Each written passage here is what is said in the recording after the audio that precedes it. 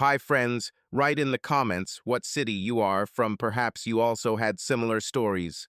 It is very interesting to know what happened in your corner of the world. If you enjoyed it, don't forget to like it, share your thoughts or stories in the comments, and subscribe to the channel. There are more exciting and unexpected stories ahead. All characters and events described in this story are fictitious. Any resemblance to real people or events is purely coincidental. Do not judge strictly. The restaurant was like a cocoon of refined luxury, hidden in the heart of Manhattan, like a secret whispered between lovers. Its name, the Star, glowed soft neon above the entrance, promising an evening of sophistication and discreet intimacy. Inside, the air was thick with the scent of truffle oil and ambition, a place where deals were made over $200 bottles of wine and marriages were quietly dissolved to the tinkle of crystal. The lighting was artfully subdued, dark enough to blur the boundaries of reality, but bright enough to catch the glint of a diamond or the fleeting shadow of a lie. A jazz quartet played in the corner, their music curling through the hum of conversation like smoke around a candle flame. Emma and Michael sat at a corner table, the best in the restaurant, overlooking the alluring Manhattan skyline framed by floor-to-ceiling windows. The tablecloth was immaculately starched, and their plates bore only the delicate remnants of a dinner that was more art than food. Seared scallops, microgreens, and a thin drizzle of some sauce, the waiter pronounced with the reverence of a prayer. Glasses of Chardonnay sat between them, the golden wine swaying gently in the crystal, reflecting the light from the chandelier, which resembled a constellation suspended above the room. The hall was filled with the soft twilight of evening light, crystal chandeliers suspended almost to the very vault, scattered golden reflections on the walls covered with matte silk the color of dry lavender. The music of the piano, barely discernible through the muffled noise of voices and the creaking of the parquet under heels, flowed through the hall, enveloping the guests in an atmosphere of leisurely decadence. Imash sat as if she were part of a carefully designed interior. Her midnight blue dress clung to her figure, accentuating every movement, the slight turn of her shoulders, the smooth glide of her hand over a glass of champagne. The thin fabric caught the light and flared for a moment, as if stardust had been sprinkled on her skin. The sapphires in her ears deep, thick, like the night sea cast cold sparks whenever she tilted her head to laugh a muffled, melodic laugh. Her slender wrists were adorned with a barely noticeable chain bracelet that jingled softly, almost in a whisper, every time she adjusted a strand of hair.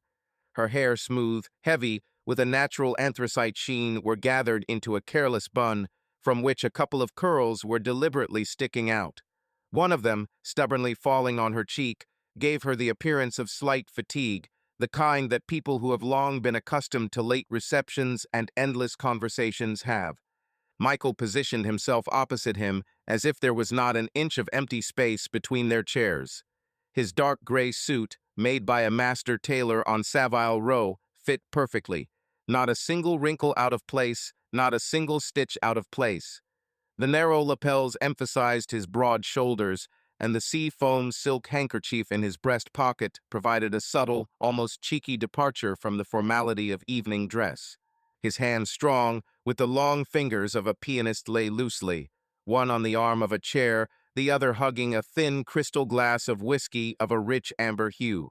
From time to time he swirled the glass, watching the thick liquid lazily flow down the glass. On his ring finger glittered a platinum ring with onyx, the only jewelry that seemed a natural extension of his cool, thoughtful image. In the depths of it, looked warm in hue, but cool in essence, lived that same unapproachable silence to which Emma was accustomed. A lake on a windless night, a mirror in which only the one who dares to come close enough is reflected. With each of her movements, he seemed to make a mental mark, assessing the nuances, how her eyelashes trembled, how her lips tensed imperceptibly when the past was mentioned in passing in conversation their past.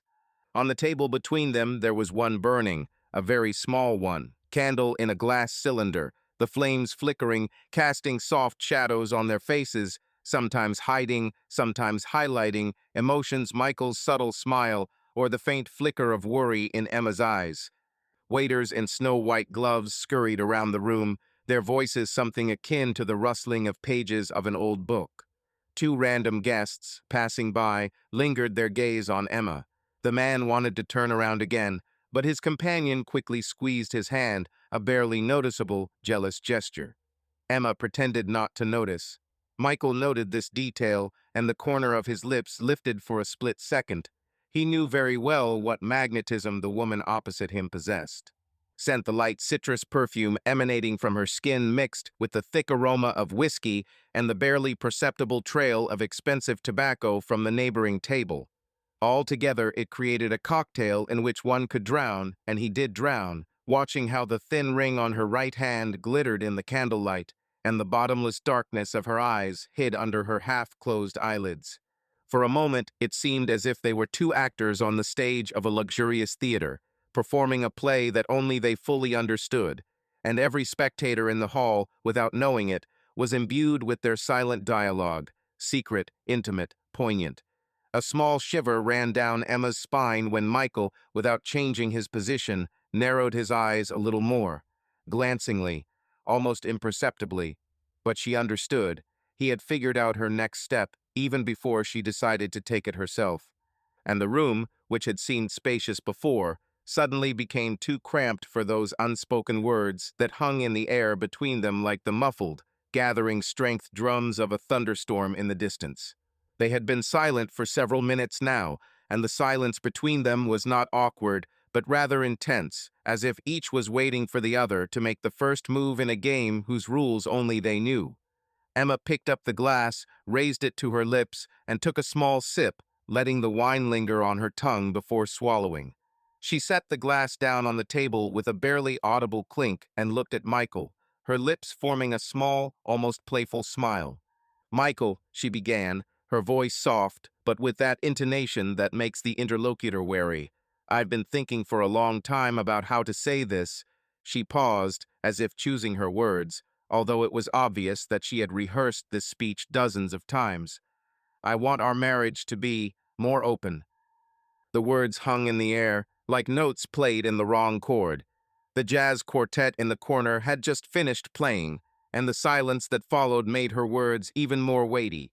Emma looked at Michael, waiting for a reaction, a flash of surprise, anger, perhaps confusion. But none of that happened. Michael leaned back in his chair, his fingers lightly tapping the rim of his glass, but his face was expressionless. He didn't look shocked or hurt. His lips twitched into a tiny smile, and there was a glint in his eyes, not anger, but something else Emma couldn't decipher. He knew. He knew everything, and perhaps he had known for a long time. Michael's inner monologue. She said it. "Finally, I've been waiting for this moment, the way you wait for a train that's going to be late, but you stand on the platform because you know it's coming. An open marriage." It's funny how she chose those words, so trendy, so safe, as if she could take our marriage, our decade-long dance of promises and mistakes and unspoken hurts, and just add a new rule to it, like it's a board game. Does she think I'm surprised? Or that I'm going to argue, or beg, or cling to her like a drowning man to a life preserver? No, Emma, I'm not the one drowning. I knew about him. About his late-night calls, about her meetings with friends that smelled like someone else's cologne. I knew about the smiles she saved for others, the glances she gave me that lingered over my shoulder as if searching for someone else. I knew because I always know. It's my job to notice details, to piece together the fragments of truth.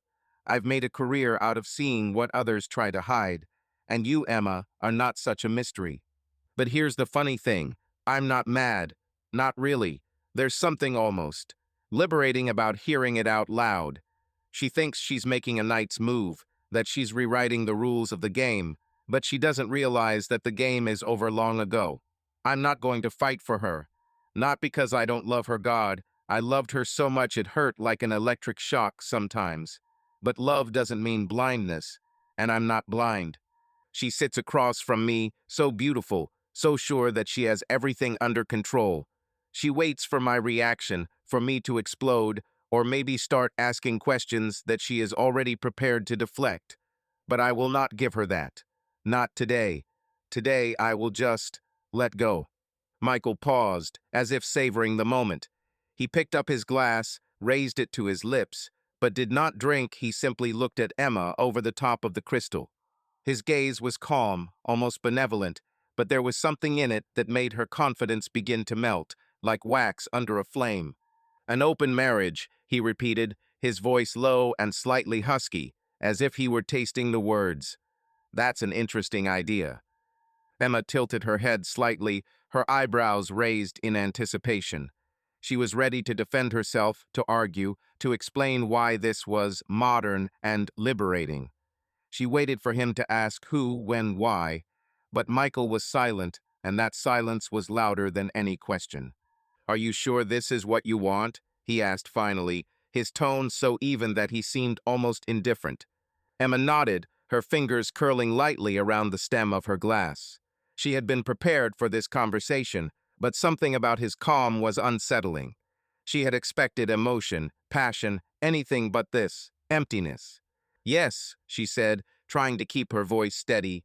"I think it would be fair, for both of us." Michael smiled, not the smile that warmed you, but the smile that made you feel naked. He set his glass down on the table, and at that moment the jazz quartet struck up a new tune, a sharp, single guitar chord, like someone plucking the string of fate. Emma flinched, her eyes widened, and she looked at him with mild confusion. "Of course," Michael said, his voice soft, almost gentle. "You're free, Emma, starting with packing your bags." Her face froze. The smile that had played on her lips a moment ago was gone, replaced by a look of complete bewilderment. She opened her mouth to speak, but the words were stuck like a fly in a web. Michael leaned a little closer, his gaze still calm, but now with a steely determination. "You didn't think I was blind, did you?" he asked, a hint of mockery creeping into his voice. "Or that I would sit and wait for you to decide how far you were willing to go?" Emma blinked, her fingers loosening, and the glass nearly toppled over. She tried to collect herself, to find words that would give her back control, but Michael had already risen from the table, leaving $100 bill on the tablecloth. He looked down at her, and there was no anger or pain in his eyes, only cold, absolute acceptance. "You have a week," he said quietly. "I'll pay for the hotel, but don't go home." And with that he turned and walked towards the exit, leaving her sitting alone under the dim light. The star, with a glass of Chardonnay that now seemed as bitter as her own words. The restaurant went on with its life. The jazz quartet played, the waiters glided between the tables, and somewhere outside the window Manhattan shone, unfazed by the drama unfolding in its heart. Emma stared at the empty seat across from her, her fingers still wrapped around the stem of her glass, Michael's words echoing in her head. She wasn't sure if she was feeling shock, fear, relief, or something else that didn't yet have a name. But she knew one thing. The game she'd been playing had just ended, and she'd lost. And Michael, walking through the cold streets, felt the air filling his lungs, as if he could breathe freely for the first time in a long time. He didn't look back. There was no need. He already knew what would happen next. 6 months ago, in the Chicago suburb of Wilmette, the sun was lazily setting, bathing the neat streets in golden light that reflected off the immaculately manicured lawns and snow-white picket fences. The houses here were straight out of a luxury lifestyle magazine. 2-story mansions with large windows, brick facades, and tile roofs, each screaming stability and success. Linden Avenue was the embodiment of the American dream, a place where families seemed perfect, and the cracks in their facades were hidden behind carefully crafted smiles and expensive cars in the garages. Emma and Michael's house stood at the end of the street, standing out even among the others. It was a modern mansion with classical elements, a wide front door with stained glass windows, a spacious porch with a swing no one ever sat on, and a garden where roses bloomed as if they knew they were being watched. Inside, everything was even more immaculate. Marble countertops in the kitchen, oak floors polished to a mirror shine, and family photos in silver frames, arranged with mathematical precision. In the pictures, she and Michael and their 2 children, Sophie, 8, and Lucas, 10, smiled as if life were one long commercial for toothpaste. Saturday morning at the house started like clockwork. Michael, dressed in a gray t-shirt and sweatpants, was making pancakes in the kitchen, humming under his breath, a rare moment when he allowed himself to relax. His dark hair was slightly disheveled, but even so, he looked collected, like a man who always knew what he was doing. Sophie sat at the kitchen island, swinging her legs and doodling in her sketchbook, and Lucas, his bangs straggling, lazily flipped through a comic book, occasionally teasing his sister. "Dad, did you burn the pancake again?" Lucas asked, not looking up from the page. Michael chuckled as he flipped a pancake in the frying pan. "It's not burnt, it's got character." Sophie giggled, her pencil hovering over the paper. "Mom doesn't like pancakes with attitude." "Then Mom will have to love them," Michael replied, winking at his daughter. He glanced at the stairs leading to the second floor. "Where is she, by the way? It's almost 10 o'clock." Lucas shrugged, and Sophie, still working on her drawing, muttered, "She came home late yesterday. Said she was tired." Michael nodded, but his smile faded slightly.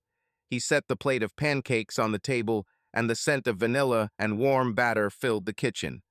Everything looked perfect, with sunlight streaming through the windows, the kids chatting, and the coffee maker humming quietly, brewing the morning espresso. But there was something too polished about the perfection, as if someone had taken too much care in constructing the set for a play.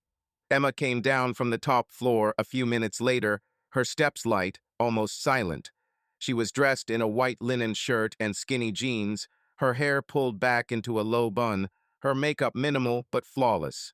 She looked like a woman who knew how to make an impression without even trying. But Michael noticed that her smile was a little forced, as if she was putting it on like a mask before going on stage. "Good morning, my love," she said, her voice warm but slightly husky, as if she hadn't had much sleep. She kissed the top of Sophie's head, ruffled Lucas's hair, and glanced at Michael. "Pancakes? You're spoiling us." "I try," he said, setting a cup of coffee in front of her. His eyes lingered on hers a split second longer than usual, but she didn't notice or pretended not to notice. They sat down at the table and breakfast began with the usual chatter. Lucas talking about the football match his team had won last week, Sophie complaining that the math teacher was too strict, and Emma nodding, interjecting comments at the appropriate points. Michael watched it all like a front-row spectator who knows the script of a play is about to change. Later that day, Emma announced that she had to go to the office. This wasn't unusual. She worked for a marketing agency, and her schedule was often unpredictable. But lately, these office trips have become more frequent, especially in the evenings. She kissed the children, grabbed her bag and coat, and ran out of the house, leaving behind a light trail of perfume floral with a hint of jasmine. Michael watched her go, standing by the living room window, until her car disappeared around the corner. He walked back into the house, and his gaze fell on the coat rack by the front door, where her coat hung, not the one she was wearing, but the dark blue one she had worn yesterday. He moved closer, almost unconsciously, and ran his hand over the soft wool. And then he smelled it, a scent, foreign and sharp, cutting into the familiar scent of her perfume. A man's cologne, with notes of sandalwood and something sharp and metallic. It wasn't his cologne. Michael froze, his fingers still touching the fabric, and the pieces of a puzzle he didn't want to put together began to fall into place in his head. He didn't say anything when Emma came home late that night. She walked into the living room, tossing her bag onto the couch and smiling that same fake smile that seemed rehearsed. Her phone was sitting face down on the coffee table, as if she didn't want anyone to accidentally see the notifications. Michael was sitting in a chair with a book, but his eyes were watching her, taking in every detail. The slight weariness in her movements, the way she avoided his gaze, the way her fingers nervously fiddled with the hem of her sleeve. "Long day?" he asked, his voice even, almost carefree. Emma nodded, looking away. "Yeah, the client redoes everything again. You know how it is." "I know," he replied, closing the book. "Are you hungry? I can heat up dinner." "No, I ate at the office," she said too quickly, and her smile grew even wider, as if she were trying to make up for the lie.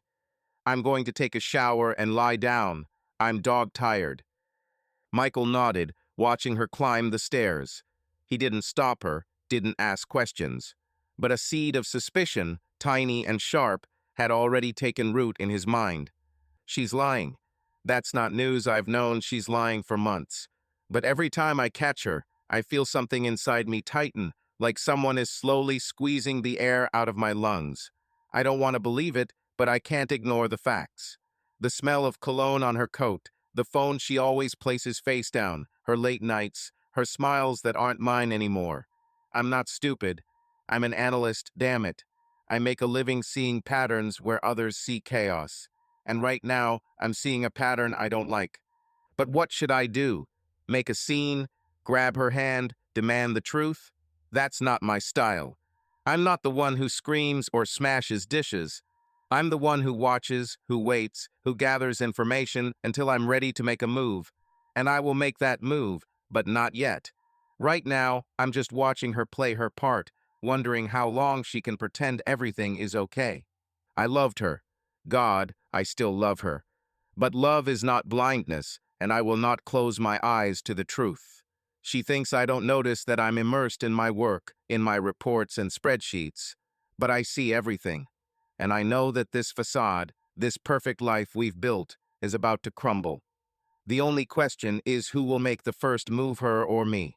The following weeks were like the script for the perfect family life.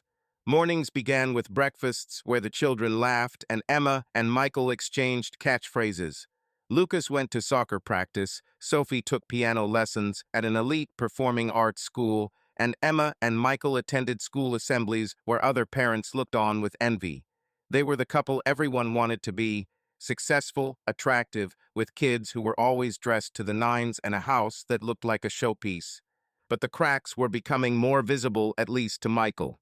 He began to notice little things, the way Emma lingered in the bathroom with her phone, the way her voice rose slightly when she answered the phone, the way she avoided talking about the future. He didn't ask, he didn't press, but every night when she was later than she'd promised, he felt the seed of suspicion grow, turning into something dark and heavy. One evening, after the kids were asleep, Michael was sitting in his office, going over reports for work. His laptop was open, but his mind was elsewhere. He heard the front door click softly as Emma returned. He walked out into the hallway and saw her taking off her coat. The same scent of cologne, the same as before, hit him in the nose, and this time he couldn't keep quiet. "New perfume?" he asked, his voice light, but with a hint of mockery. Emma froze, her hand frozen on the coat rack. She turned to him, her eyes wary, but she quickly put on her usual smile. "Oh, that must have been from a coworker. Everyone in the office douses themselves in cologne, you know." Michael nodded, but his gaze was sharp as a blade. "I know," he said and walked back into the office, leaving her standing in the hallway. By the time they moved to New York, Michael's suspicions ceased to be a shadow and became an outline. Clear, confident. He didn't make scenes, didn't ask direct questions, didn't rummage through her things. It wasn't his style, it wasn't in his blood. He knew. The real truth rarely lies on the surface. It hides in the pauses between words, in fleeting glances, in intonations that become a little warmer when she talks on the phone. Not with him. He knew. He saw how Emma changed. Not all at once, not with one gesture, not in one day. It was a gradual disappearance, as if the light in a room was slowly turned off, and for a long time you did not notice that it was already dark. She began to laugh, less not loudly, but sincerely. Her hugs became a habit, like a person closing a window without thinking whether someone needs it. She still slept next to him, ate at the same table with him, asked how his day went, but between the lines lived something alien. Someone alien. He had never seen the face of this someone. He didn't know the name, but it didn't matter. He knew it wasn't an affair. It wasn't a hobby. It was a feeling, and maybe that's what hurt the most. She wasn't just looking for something new, she found it. That evening, at the Restaurant Star, as the lights of Manhattan shone through the white linen curtains outside the windows, Emma lowered her eyes into her glass and said evenly, almost without pathos, "I was thinking, maybe we could try open marriage." That's when he realized it's all over. Not because of her words, they were only a seal on what was already dead. But Michael was not a man of flashes. He never let his feelings dictate his actions. Even at that moment, he didn't raise his voice, didn't break a glass, didn't walk out slamming the door. He just looked at her, long and calmly. He was waiting for this. He was collecting fragments like inquiry, how lawyer, like someone who wants to be sure of every detail before making an irreversible decision. He waited for her to tell him, not because he wanted to hear it, but because only her confession made everything final. "You're free," he said then, and his voice was not angry, but a sentence. "Start by packing your things. I'm not on the list of those willing to share their woman." He didn't say she betrayed him. He didn't ask how long it had been going on. He didn't ask who he was. It doesn't matter. Because in love, as in architecture, if a crack goes along a load-bearing wall, the building is not repaired there. He didn't let her go because fell out of love. On the contrary, precisely because I was truly loved. And true love requires soil in which it can grow. And where there is no trust, there is no soil. Only dust in which nothing will grow. Not even memories. That night he sat for a long time in silence in their new apartment, overlooking the city that had once seemed like the beginning of a new life. He looked out the window, feeling neither anger nor pain, only emptiness. A simple, colorless fact. Everything that happened between them is now in the past. And he, as always, was ready to do it next move without illusions, but with a straight back and a clear gaze. Because honor, unlike love, does not die from betrayal. Morning after dinner in Starrett was gray and heavy, as if the sky above Manhattan knew that something irreversibly fragile was collapsing in the house on Linden Avenue. Emma was up early, her eyes red from lack of sleep, but she moved with the determination of someone who knows there's no turning back. Michael was already in the kitchen, standing by the coffee maker, a figure carved from stone in his dark shirt and slacks. He didn't look at her when she entered, but his silence was louder than any accusation. "I'll pack," Emma said, her voice quiet but firm. She stood in the doorway, holding the frame as if she were afraid the floor would give way beneath her feet. "I'll stay at a hotel until we figure out what to do." Michael turned slowly, his dark eyes meeting hers. There was no anger or surprise in them, only a cool, almost clinical curiosity, as if he were studying her like a rare specimen. He nodded, barely perceptibly, and returned to his coffee. "I said I'd pay for the hotel," he said, his voice even, without a hint of emotion. "Pick anyone, I'll wire the money." Emma opened her mouth to speak, then thought better of it. She turned and walked upstairs, her footsteps echoing in the quiet of the house. Michael stood there, looking out the window, where the first drops of rain were beginning to trickle down the glass like tears he had no intention of shedding. An hour later, Emma came downstairs with a suitcase, the black leather one they had bought for their trip to Paris 3 years ago. She didn't look at Michael as she passed, but he noticed her fingers tightening on the handle of the suitcase a little too tightly. The door closed behind her with a soft click, and the house was silent except for the ticking of the clock in the living room. Michael didn't move. He finished his coffee, put the cup in the sink, and pulled out his phone. His fingers quickly dialed a number he hadn't used in years, but knew by heart. After 2 rings, the other end answered. "Kelly," the voice was hoarse, with a slight southern accent. "Who is it?" "Michael Reynolds," he replied, his tone businesslike, but with a hint of old-fashioned friendly warmth. "I need your help." There was a pause on the other end of the line, and then a low chuckle. "Damn it, Michael. How many years has it been? 5? 6? What happened to make you remember me?" "Not on the phone," Michael said. "I'll meet you in 2 hours, at the usual place." "Got it," Kelly replied. "But remember, I'm not cheap." Michael chuckled, but his eyes remained cold. "I know." Kelly Winters wasn't the kind of man you'd expect to find in a detective role.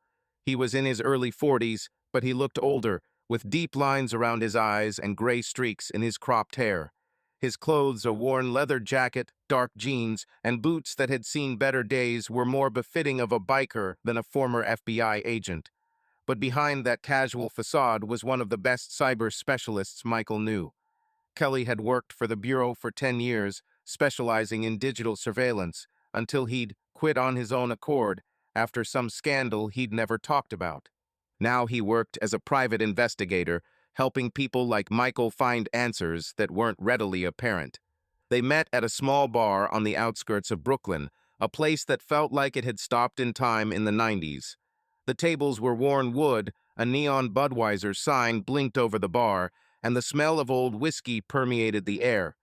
Kelly was already seated in a corner booth, a bottle of beer in front of him, and a laptop open to some program with a black interface and blinking lines of code. Michael sat down across from him, placing a folder of documents on the table. Kelly raised an eyebrow, but didn't comment. Instead, he took a sip of his beer and nodded toward the folder. "What do you have?" he asked. Michael didn't waste time on the preamble. "My wife. I want to know who she's seeing and where. Full access to her digital footprint. Phone, car, everything." Kelly whistled, leaning back in his seat. "Seriously, Emma? I thought you two were the picture-perfect couple in the magazines." Michael didn't answer, his gaze hard as granite. Kelly shrugged and opened his laptop wider. "Okay," he said. "What do we have? Phone number, car model, Apple ID." Michael opened the folder and laid a sheet of paper in front of Kelly with neatly typed data. Emma's phone number, the VIN of her Tesla Model S, her email address, and a few other details he'd collected over the past few months.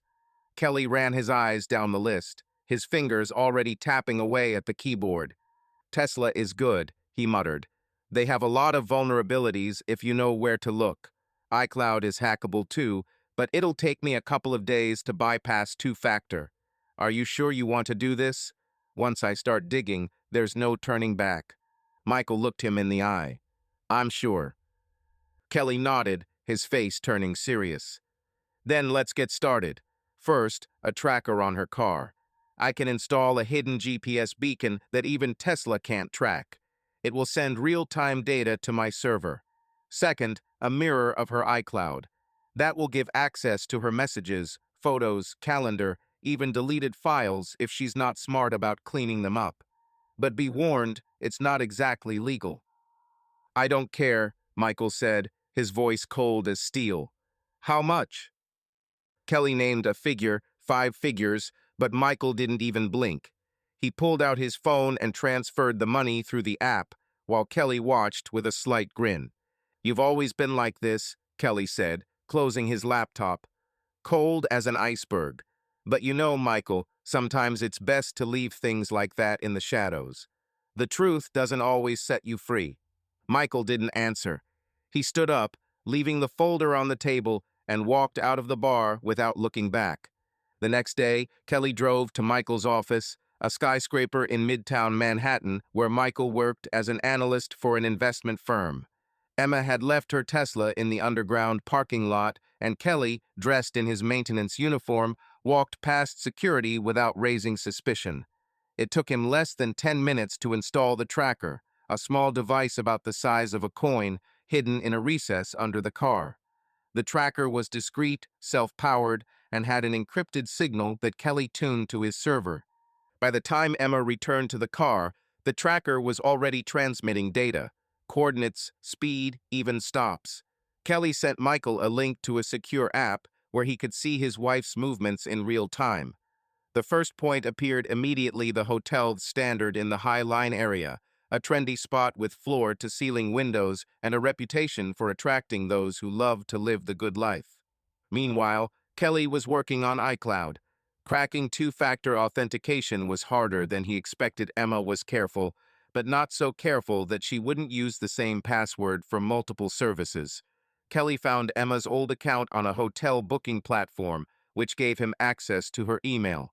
From there, he was able to reset her iCloud password using a fake IP address and a device disguised as her own iPhone. By the morning of the third day, he had a mirror of her cloud. Every message, every photo, every file was automatically copied to his server. Michael accessed the data through an encrypted folder Kelly had sent him over a secure channel. He was sitting in his office when he opened the folder for the first time. His fingers hovered over the keyboard, his heart beating a little faster than usual. He knew he was about to see something that would change everything, but he still wasn't prepared for how much it would hurt. The first photo appeared in the folder the following evening. It was taken by a security camera at the entrance top standard, which Kelly hacked to get the footage. In the picture, Emma stood outside the hotel's glass doors, her dark hair down and a smile on her lips that Michael hadn't seen in years. She was wearing a black coat and thigh-high boots, her hand on the shoulder of a man Michael had never seen before. Mr. X, as Kelly called him in the report, was tall, with short dark hair and sharp features. He wore an expensive suit but no tie, and the top button of his shirt was undone, as if he had just left a business meeting. His arm was around Emma's waist, and they were laughing, their heads tilted toward each other, as if they were sharing a secret that belonged only to them. Michael stared at the photo, his face still, but something inside him cracked, like thin ice underfoot. He zoomed in, taking in the details. The ring he'd given Emma for their wedding was still on her finger. Her eyes were bright, like she was happy, really happy, not like she pretended to be at home. He closed the laptop, but the image remained, seared into his memory. Kelly called an hour later, his voice businesslike, but with a hint of sympathy. "Have you seen the photo?" he asked. "Yes," Michael replied, his voice even, but Kelly felt the chill coming from the word. "I'm digging further," Kelly said. "This guy is not a random guy. I already found his car in a hotel parking lot. The license plate is registered to one James Curter, 38, owner of a fintech startup. You want me to do a full background check?" Michael paused, his fingers tightening around the phone. "Yes," he said finally, "and keep watching her. I want to know everything." Michael's inner monologue. "I knew it would hurt, but I didn't think it would hurt this much. Seeing her with him, seeing her smile like I never existed, like 10 years of marriage, 2 kids, our home, all of it was just a backdrop she was ready to leave behind. I'm not angry, or maybe I am, but it's not the kind of anger that makes me scream or punch a wall. It's a cold, sharp anger, like a blade I hold in my hands until I decide how to use it. She thinks she's free. She thinks she can just walk away, start a new life, like I won't notice, like I won't understand, like I won't find her. But she's wrong. I'm not the type to let go that easily, not because I want to hold on to her, I'm not sure I want that anymore, but because I deserve the truth. I deserve to know who this person is, how long this has been going on, why she chose him and not me. Kelly is right, the truth doesn't always set you free. But I'm not looking for freedom. I'm looking for answers. And I'll find them, even if they tear me apart." Emma was sitting in the room standard, looking out at the city through the panoramic window. Her suitcase stood against the wall, unpacked, as if she hadn't yet decided whether she would stay here for long. She held her phone in her hands, her fingers sliding across the screen, but she didn't text or call, she simply stared at the black screen, as if she expected it to give her answers. She didn't know that Michael was already watching her every move. She didn't know that the tracker in her car was recording every trip, that her messages, her photos, her life were now being duplicated on someone else's server. She thought she was in control, that her departure was her choice, her freedom. But she was a sparrow caught in a net, and the net was tightening. The rain had been falling steadily for 3 days, turning the streets of Manhattan into mirrors, reflecting neon signs and hurrying silhouettes. Michael sat in his office on the 42nd floor of the skyscraper where the headquarters were located. Vantage Capital, one of the city's largest investment firms. His desk was littered with reports, charts, and printouts, but his attention was focused on his laptop screen, where Kelly's blinking app showed the movements of Emma's Tesla. The red dot stopped outside a Soho coffee shop, 2 blocks from the office Vantage. Michael knew she wasn't there for a latte. He closed the app and leaned back in his chair, his fingers tapping the armrest like a metronome, counting down the time until his next step. Kelly sent a new report that morning. The file, encrypted to a level of security that would have done credit to the military, contained a dossier on Mr. X. His name was Alex Carter, 38, head of financial modeling at Vantage Capital, a rising star, Kelly called him, with an Ivy League degree, a winning smile, and a reputation for selling himself. Michael had seen him a few times at company meetings tall, with a confident gait and a way of talking that made people listen. But now, looking at his profile picture, a shot from a company picnic, Alex standing with a drink in his hand, laughing at someone's joke, Michael felt something cold and sharp boiling in his chest. Alex wasn't just a colleague. He worked in a department that reported directly to Michael, the vice president of strategic investments. That made the situation not only personal, but professional as well. Corporate politics vintage was strict. Romances between employees, especially if one of them occupied a management position, were strictly forbidden. Violation could cost a career not only Alex, but also Emma, who, although she worked in a marketing agency, often crossed paths with Vantage under contracts. Michael knew this, and he knew how to use this knowledge. He dug deeper into the file. Kelly had unearthed more than Michael had expected. Emma and Alex's text messages, recovered from her iCloud, were full of innuendo and understatement. The messages had started out innocent, discussing work meetings, exchanging memes, light flirting disguised as jokes. But over the past 3 months, the tone had changed. After hours meetings, vague references to dinners and walks, photos of them standing too close to be casual. One message, dated last week, made Michael catch his breath. "Are you sure he doesn't suspect anything?" Alex had written. Emma's response was curt. "He's too busy with himself.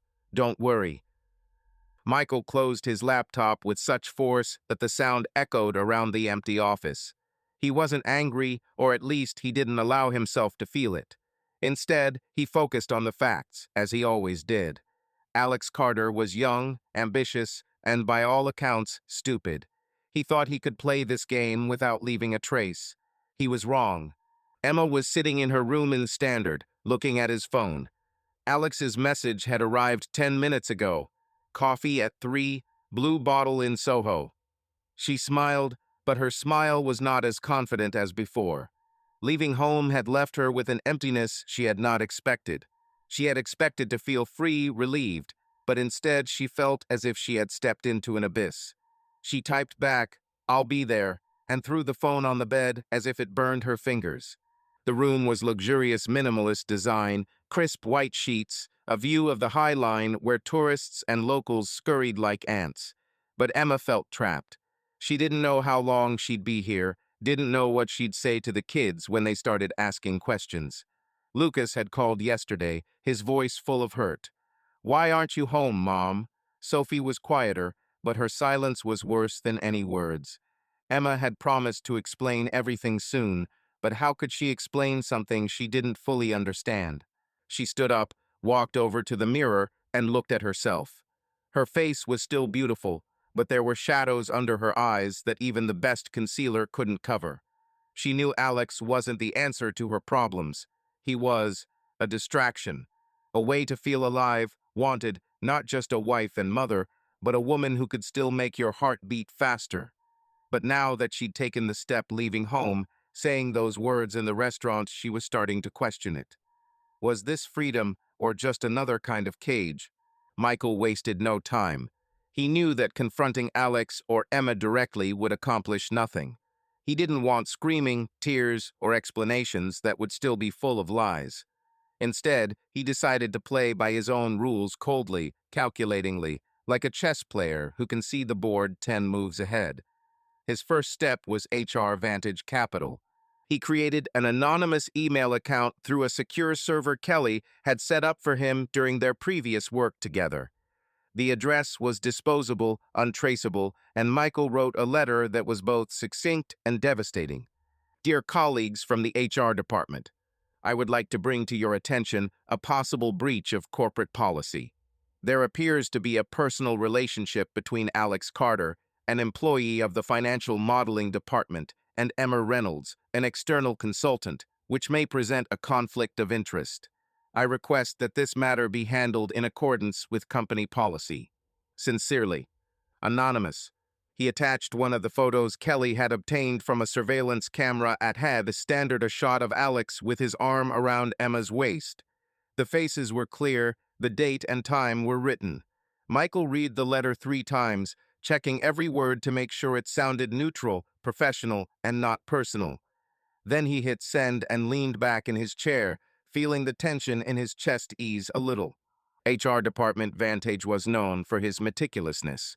One such letter could trigger an internal investigation, especially if it was accompanied by evidence. Michael knew that Alex, with his ambition and reputation as a golden boy, would not withstand scrutiny, and Emma, whose career depended on contracts with companies such as Vantage, would be in a vulnerable position. It wasn't a blow, but a gentle push that could have brought down their house of cards. Kelly kept digging. His reports grew more detailed, and each new file he sent Michael was like a knife, stabbing a little deeper.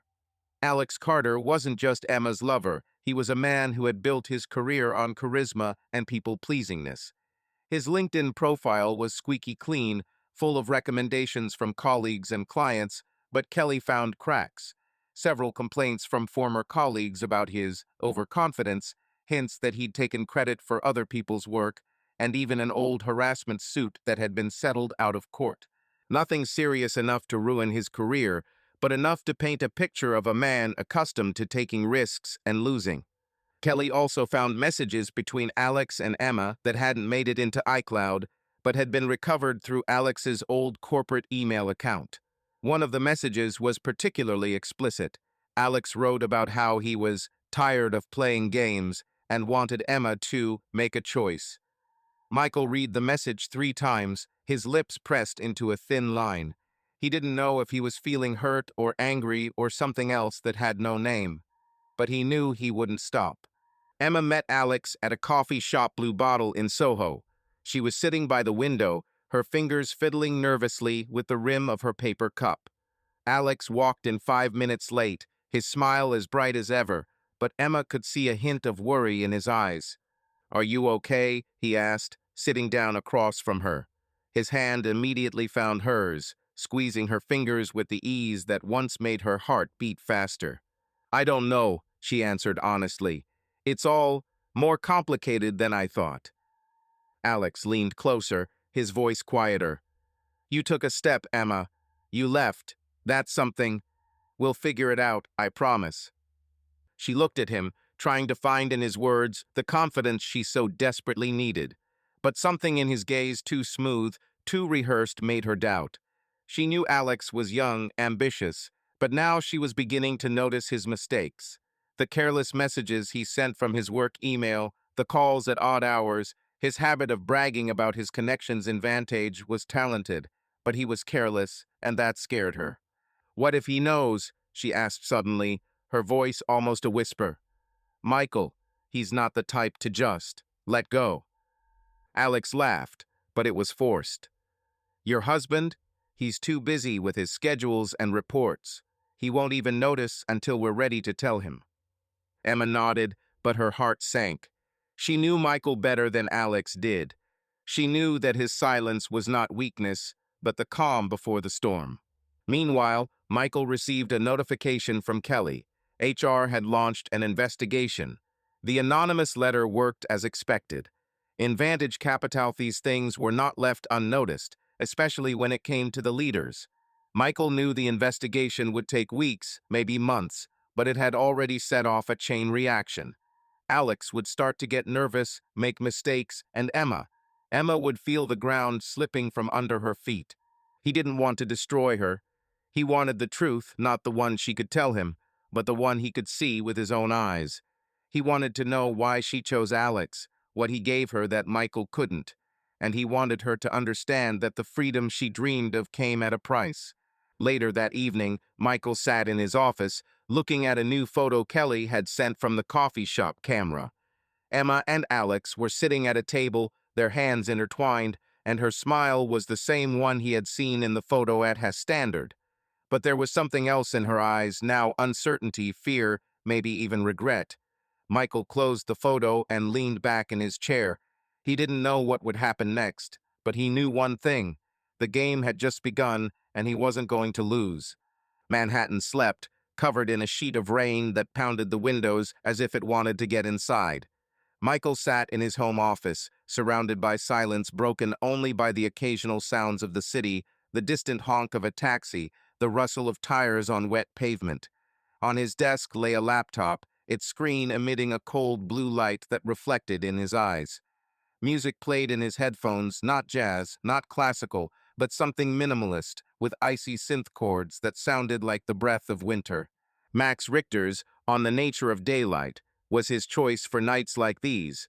Slow, almost tangible, it underscored his emotional calm, as if the whole world around him could burn, and he would remain motionless, like an iceberg in a storm. Kelly sent over a new batch of data, the digital equivalent of Pandora's box, which Michael opened with methodical care. The folder, labeled simply _updates, contained everything Kelly had managed to gather in the last few days. Bank statements, screenshots of text messages, geolocation data from the Tesla tracker, even receipts from apps Emma had probably thought were safe. Michael took his time. He knew that each piece was a puzzle, and only by putting them all together would he see the full picture. He wasn't looking for revenge, or so he told himself. He was looking for clarity, for the truth that would explain why his life, so carefully constructed, was now crumbling like a sandcastle under a rising tide. He opened the first folder bank statements Kelly had obtained through the financial services Emma used. Her personal account, separate from theirs, showed several suspicious transactions. Charges ranging from $200 to $500 labeled Airbnb or lodging services. Michael knew Emma didn't book vacation homes for the family. Their last trip together had been to Maine 6 months ago, and everything had been paid for out of their joint account. He clicked on one of the receipts attached to the report, a 3-night rental for a luxury loft in Tribeca, labeled "For Two Romance Package." The description mentioned candles, a bottle of champagne, and a hot tub with a view of the city. Michael imagined Emma in that loft, her hair down, a drink in her hand, the laughter that had once been his alone now directed at someone else. He closed the file, his face still, but his fingers trembled slightly as he reached for his cup of coffee. The next file was heavier messages from the Signal app Emma used, probably thinking it would protect her secrets. Kelly had bypassed the encryption by restoring the messages from a backup that Emma had neglected to delete. Michael read them slowly, each word searing into his mind like a shard of glass. The messages had started out slightly flirtatious. Alex joked about boring company meetings. Emma responded with emojis and witty remarks. But over time, the messages became more revealing. "You have no idea how much I want to run away with you somewhere where no one knows our names," Alex wrote. Emma had responded, "I'm tired of pretending. I want to be with you without looking back." Michael's eyes lingered on the message, his breathing deepening a little, but he forced himself to read on. One message in particular stood out. "Remember that night in Tribeca? I can still feel you on my skin." Michael closed his eyes for a second, the music in his headphones growing louder, its cool notes drowning out the noise in his head. He imagined them in that loft Emma, her body lit by the soft candlelight, her hands sliding over Alex's shoulders, their breaths mingling in the darkness. He didn't want to see it, but the images came, vivid and painful. He opened his eyes and continued reading, his face a mask of calm, but something inside him snapped, like a thin twig under a boot. Kelly also attached photos recovered from deleted iCloud files. One showed Emma and Alex in the loft, she in a black silk dress, he in an unbuttoned shirt, their bodies entwined in an embrace that left no room for ambiguity. A hot tub was visible in the background, champagne bubbles rising in glasses perched on the rim. Michael zoomed in on the photo, his gaze landing on Emma's face, her eyes half closed, her lips parted, as if she were on the brink of something he could no longer give her. He saved the photo to a separate folder, which he called Evidence. The night dragged on, as if time had decided to slow down to give Michael a chance to sort through each fragment of his pain. He began assembling a timeline, a chronology of Emma's betrayal that now lay before him as digital evidence. He opened the data analysis program he used at work and began entering information. Dates, places, messages, photographs. Each event occupied its own cell, linked to other lines like a spider's web. He worked with mechanical precision, his fingers flying across the keyboard, the music in his headphones creating a barrier between him and the world. The first point was 3 months ago, when Emma started staying late at client meetings. Michael matched her geolocation from her Tesla tracker. Instead of the office of her marketing agency, she went to Tribeca, Chelsea, sometimes Brooklyn. He added screenshots of Airbnb receipts, tying them to dates. The second link was a Signal conversation in which Alex mentioned dinners and nights you'll never forget.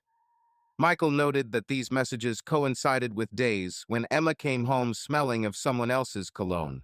The third point was the photos that Kelly recovered from iCloud and CCTV cameras. He arranged them in chronological order, from the first innocent shots in coffee shops to the candid shots in the loft. The timeline was nearly complete by 3 in the morning. Michael leaned back in his chair, his eyes bright with exhaustion, but unaware of it. He stared at the screen, where his life, or what was left of it, was laid out like a board report. Every date, every check, every message confirmed what he already knew, but seeing it this way was like opening an old wound. He took off his headphones, and the silence of the room settled over him like a heavy blanket. But even in that silence, he was calm not because he didn't feel pain, but because he had learned to control it. Emma didn't sleep in her room. Instead, she lay on her bed, staring at the ceiling, her phone turned off so she wouldn't see any messages from Alex. She knew he was waiting for her to respond, waiting for her to make the next move, but she wasn't sure what she wanted. Her thoughts were jumbled, going back to Michael, to his cold gaze at the restaurant, to his words about the suitcases.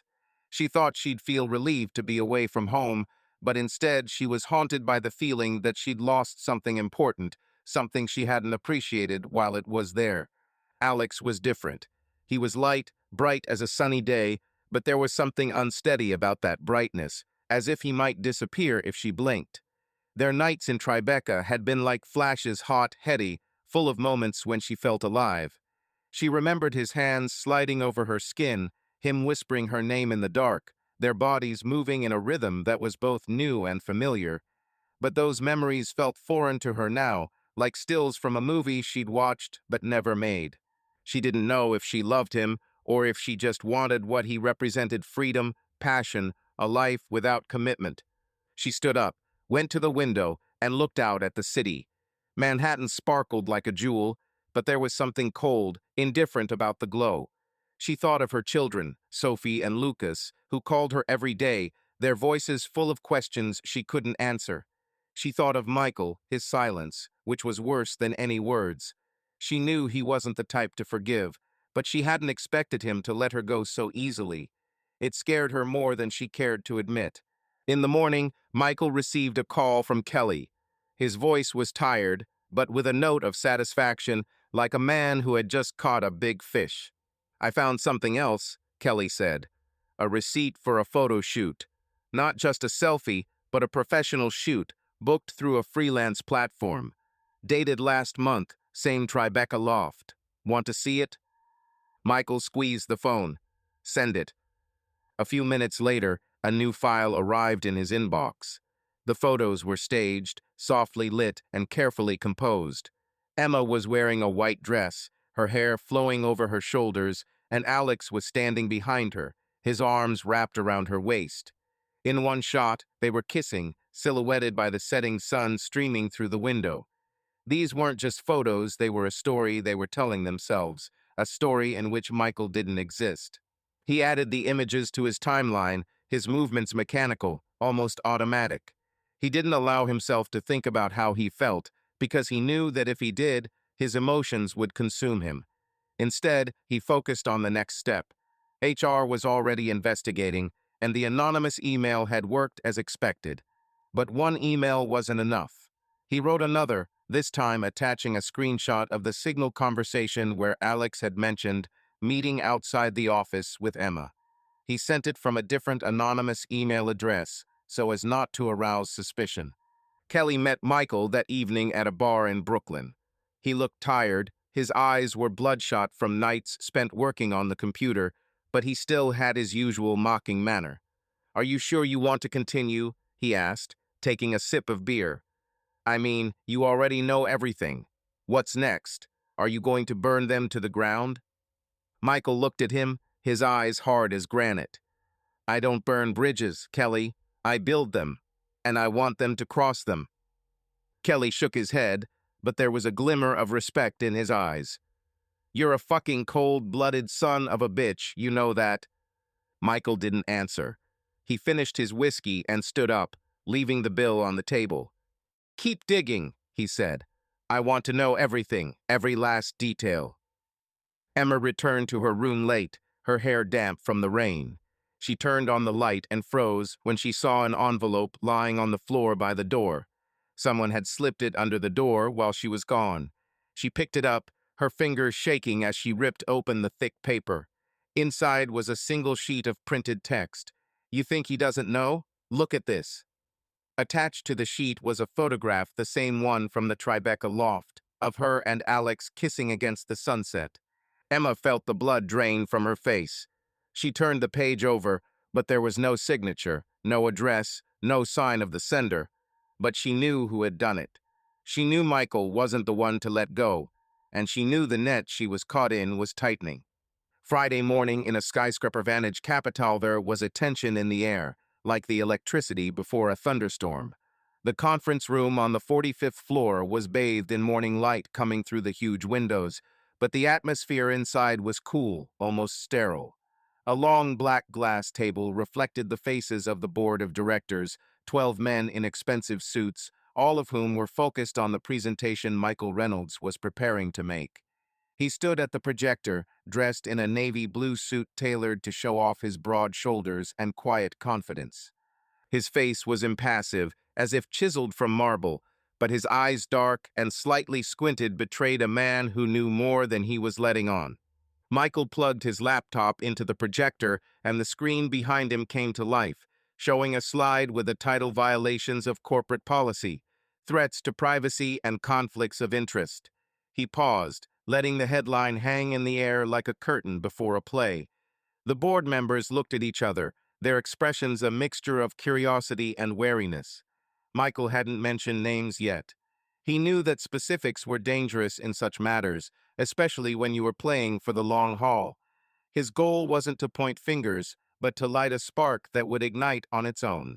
Good morning, colleagues, he began, his voice level, but with that intonation that made everyone in the room sit up straight. Today, I want to discuss potential vulnerabilities in our corporate structure. We are proud of our reputation, but it is vulnerable if we ignore violations that undermine trust both internally and from our customers. He moved on to the next slide, which listed broad categories of misconduct: unauthorized access to confidential information, personal use of corporate resources, and, most important, conflicts of interest related to employees' personal relationships. Michael was speaking in generalities, using terms like hypothetical scenarios and potential risks, but everyone in the room knew he was being specific. He mentioned anonymous reports to HR that indicated inappropriate connections between employees and outside consultants. He didn't name Emma or Alex Carter, but his words were a ticking time bomb, ready to go off at just the right moment. We cannot allow personal ambition or...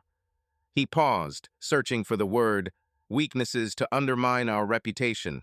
I recommend that we strengthen our monitoring of policy compliance and thoroughly investigate all complaints received.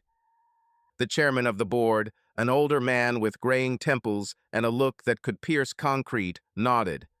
I agree, Michael. HR needs to get this under control.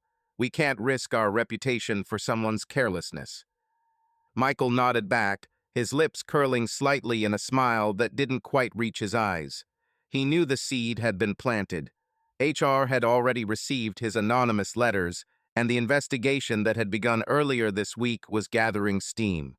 Alex Carter, somewhere down below in the financial modeling department, didn't yet know that his career was hanging by a thread. That same morning, Emma woke up in her room in the Standard with the feeling that the walls were closing in around her. The envelope with the photo she'd found yesterday lay on her nightstand, a reminder that her secret was no longer her own. She'd been awake most of the night, her thoughts racing between fear and anger. Who had sent this? Michael? or someone else who knew about her and Alex. She tried to remember if she'd seen anyone suspicious at the hotel, but her mind was too overwhelmed to come up with an answer. She turned on her phone, and the screen immediately lit up with notifications. A message from Alex. Need to meet. Urgent. 12 o'clock. Blue bottle. Her heart sank. His tone wasn't as light as usual, and it scared her. She quickly typed back, "What's wrong?" But he didn't answer, and that silence was worse than any text. Emma dressed, choosing a simple black turtleneck and jeans, as if dressing minimally could protect her from the chaos that was brewing inside her. She looked at herself in the mirror, and her reflection seemed alien to her, a woman with tired eyes and lips that had forgotten how to smile properly. She knew she should call the kids, but every time she dialed, her finger hovered over the call button. What could she say? Mom's just dealing with grown-up things. Lucas and Sophie deserved better, but the truth was too heavy to bear. At 11 a.m., Alex Carter received an email from HR Vantage Capital. It was short, but the tone was such that his mouth went dry. Dear Mr. Carter, please report to Human Resources today at 2 p.m. to discuss policy compliance. This is an informal meeting, but your attendance is required. Sincerely, Allison Martin, head of HR. Alex read the letter 3 times, his fingers tightening on the edge of his desk. He was in his office, surrounded by glass walls that made him look like a museum exhibit. His colleagues at the next desks didn't notice they were tapping away at their keyboards, discussing reports, laughing at jokes. But for Alex, the world had narrowed to this letter, lying on the screen like a death sentence. He knew what was coming. Word of the investigation had started circulating around the office the day before, after someone noticed HR requesting access to several employees' corporate emails. Alex had been careful, or thought he had been. He'd used Signal to communicate with Emma, avoided explicit references in work emails, but now he was beginning to suspect that wasn't enough.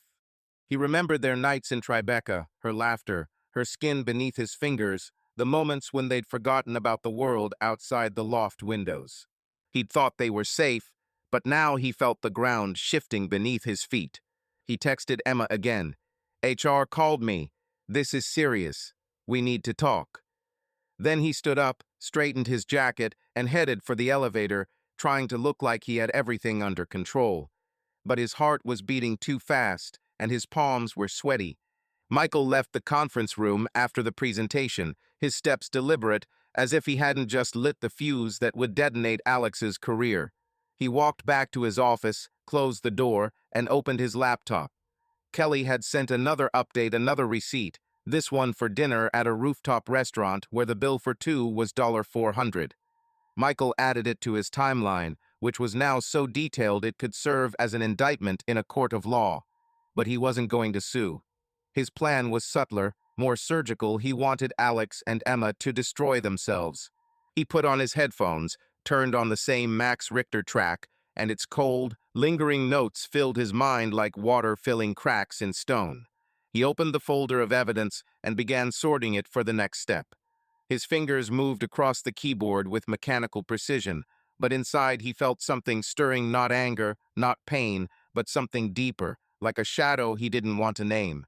He knew he wasn't doing this just for the truth. He was doing it to take back control, to show that he wasn't someone who could be erased from existence. At 12 o'clock, Emma entered Blue Bottle in Soho. Her gaze immediately found Alex, sitting in the corner. He looked different than usual. His usual confident smile was gone, and there were shadows under his eyes.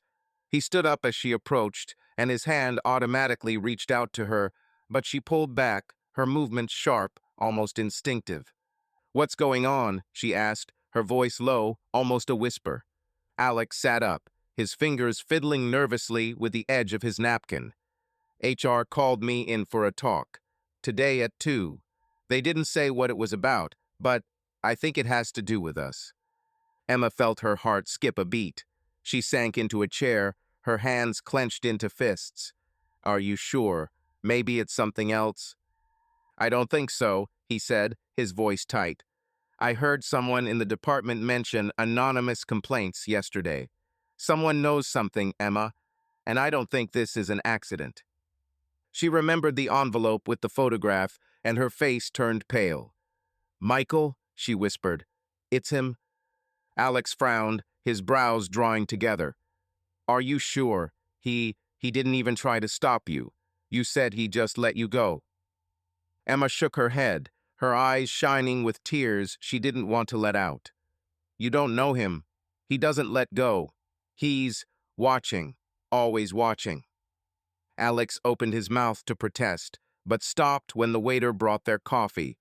They sat in silence until he left, and Emma leaned closer. "What are you going to do?" "I don't know," he admitted. "I'll go to the meeting, try to get out of it. But if they know, if they have proof—" He paused, his gaze falling on the table. "This could be the end of my career." Emma felt her throat tighten. She wanted to say something encouraging, but the words wouldn't come. Instead, she just sat there, looking at him, thinking about how quickly everything that had seemed so bright was beginning to crumble. At 2 p.m., Alex walked into the office of Allison Martin, the head of HR. The office was small but immaculately clean, with white walls and a photo of her family on the desk. Allison, a woman in her 50s with short gray hair and a look that could pierce steel, motioned him to a chair. "Mr. Carter," she began, her voice level but with a slight edge of steel. "We have received several anonymous reports regarding your conduct, specifically possible violations of corporate policy regarding personal relationships with outside consultants." Alex felt the blood drain from his face, but he forced a smile. "I'm not sure what you're talking about, Allison. Can you elaborate?" She opened the folder in front of her and pulled out a printed photo, the very one from Standard, where he was hugging Emma. "That's you, right? With Emma Reynolds, an outside consultant who works with our company." Alex swallowed, his smile faltering. It was just a friendly chat. Nothing serious." Allison raised an eyebrow, her gaze growing even sharper. "We've also received copies of messages sent from your corporate account that suggest more than friendly communication. You understand that such a relationship violates company policy, especially given your leadership position." Alex opened his mouth to object, but she raised a hand, stopping him. "It's not an accusation yet, but we are investigating. You will be suspended from duty while we do, and I advise you to be honest if we call you back." He walked out of the office, his steps unsteady, as if he had just been punched in the gut. He knew this wasn't the end, it was just the beginning. By the end of the day, at 5 p.m., Alex received another email from HR. It was short and final. "Dear Mr. Carter, due to confirmed violations of corporate policy and loss of trust from management, your cooperation with Vantage Capital is terminated from today. We ask you to hand in your pass and vacate your workstation by the end of the working day. Sincerely, Allison Martin." Alex stood at his desk, staring at the email on his screen.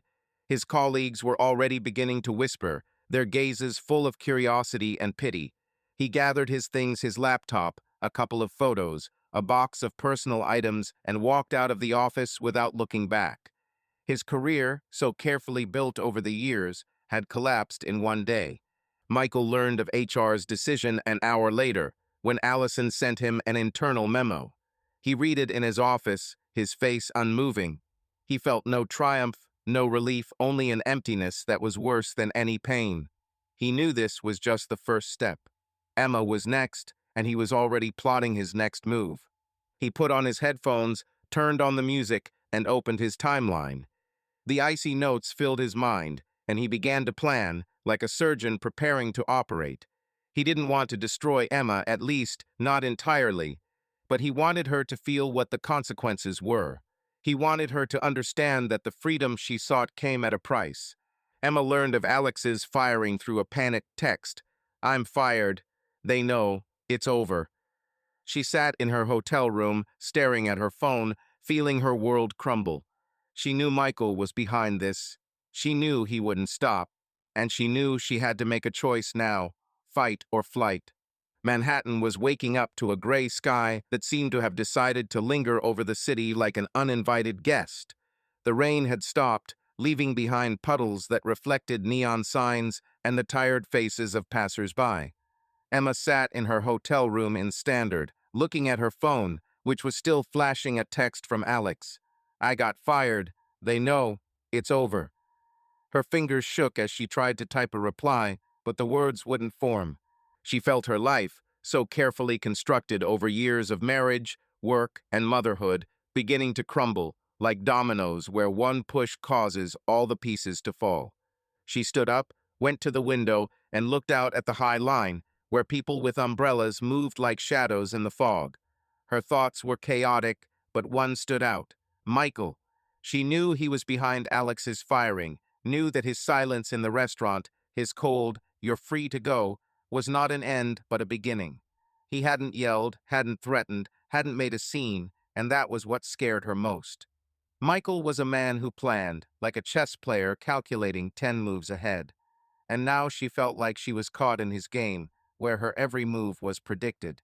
She opened her bank's app to check her balance. She needed to pay her hotel bill and maybe get a new room if she decided to stay in town. But when the screen loaded, her heart sank. Their joint account, where they kept their savings money for their kids' college, their mortgage, their living expenses, was empty. Well, not exactly empty. There was exactly $1 left. Emma blinked, thinking it was a mistake, but the app stubbornly showed the same number. She swiped over to her personal credit card, the one she used for everyday expenses. The limit had changed, also $1. She tried to transfer from another account, but was told, "Access is restricted. Contact your bank for details." Her breathing became ragged, her fingers trembled more intensely. She knew this was no accident. Michael was a vice president at an investment firm, a man who understood finances better than anyone she knew. He hadn't just frozen the accounts, he had done it in a way that made her feel cornered.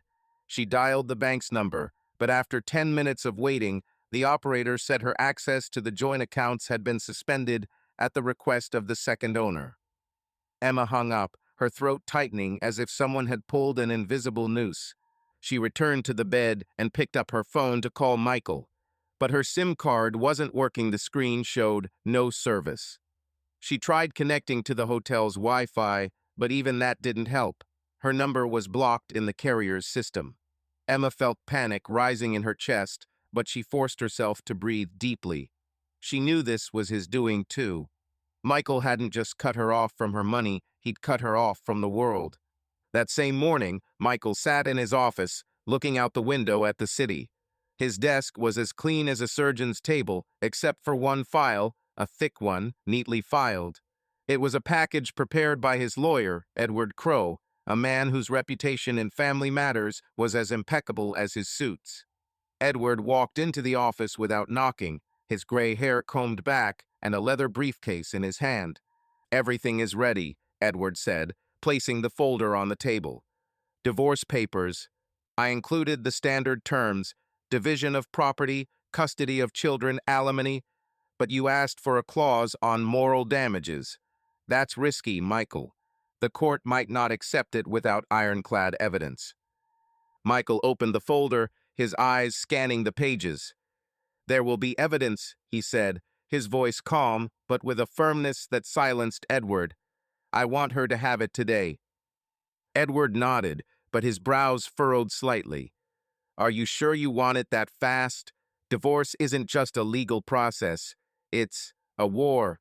Are you ready for that?" Michael looked at him, his eyes cold as steel. "I'm ready." Edward left, and Michael took the folder and handed it to the courier with instructions to deliver it to Emma at Head Standardby midday. He didn't want to see her reaction, didn't want to hear her voice. He wanted her to feel her world crumbling the way he felt it when he looked at the Tribeca photos. He wasn't a cruel man, or so he thought. But he was a man who believed in justice, and now he was going to get it. Emma was sitting in the hotel lobby when a courier found her. A young man in a uniform handed her a thick envelope with the logo of a law firm. Her name was printed on it in black letters, and she knew immediately what it meant. She thanked the courier, her voice barely audible, and returned to her room, holding the envelope as if it were a bomb. She sat on the bed and tore it open, her fingers shaking so badly she almost tore the paper. The first page read, "Notice of dissolution of marriage." The documents were long, full of legalese she barely understood, but some of the phrases cut like a knife. Irreconcilable differences, emotional damages, preliminary division of assets. Michael was seeking full custody of the children, citing her erratic behavior and breach of marital obligations. He had also frozen all of their joint accounts, leaving her with only minimal access to the personal funds she had accumulated over the years. Emma felt tears sting her eyes, but she refused to let them fall. She threw the papers on the bed and grabbed her phone to call Alex, but the screen showed no service again. She tried sending a message over Wi-Fi, but the Signal app wouldn't load. Her account was locked. She opened her email, but her password didn't work. Panic was rising like a wave, ready to drown her. She was cut off from money, from communication, from her life. She remembered Michael's face in the restaurant, his calm, his words, "You're free," starting with packing your bags. At the time, she'd thought it was just a threat, his way of dealing with pain. But now she realized it wasn't the end, it was the beginning of his plan. He wasn't just letting her go, he was destroying her, step by step, with cold, methodical precision. Alex, meanwhile, was trying to contact Emma from his Brooklyn apartment. His life was also falling apart. He had been fired from Vantage Capital was not just a job loss, but the end of his career in finance. His name was now associated with corporate policy violations, and rumors were already beginning to spread throughout the industry. He knew that finding a new job with such a reputation would be nearly impossible. He dialed Emma's number over and over again, but each time he got an answering machine. Number unavailable. He tried messaging her on Signal, but the messages weren't delivered. He even sent an email to her work email, but it came back with an error, address not found. In desperation, he checked his own phone and discovered that his number was blocked on several services, including his corporate network, Vantage Somion, and he was almost certain it was Michael had blacklisted him, cutting him off from all communication with Emma. Alex collapsed onto the couch, his hands shaking. He remembered their nights together, her laughter, her touch, the moments when he felt alive in a way he never had before. He had thought their connection had been more than just a fling, but now he was starting to doubt it. Emma was married, with children, a life he barely understood. He had been an escape, a fantasy, but now that fantasy had turned into a nightmare. He opened his laptop and started searching for information about Michael Reynolds. His LinkedIn profile was impeccable. Vice president, Harvard graduate, dozens of recommendations from colleagues and clients. But the more Alex dug, the clearer it became that Michael was not a man to play with. Articles about his trades, mentions in financial journals, everything pointed to a man who did not forgive mistakes, neither his own nor others. Alex realized that he had underestimated his opponent, and now he was paying for it. Michael came home from work, the house feeling empty but not dead for the first time in a week without Emma.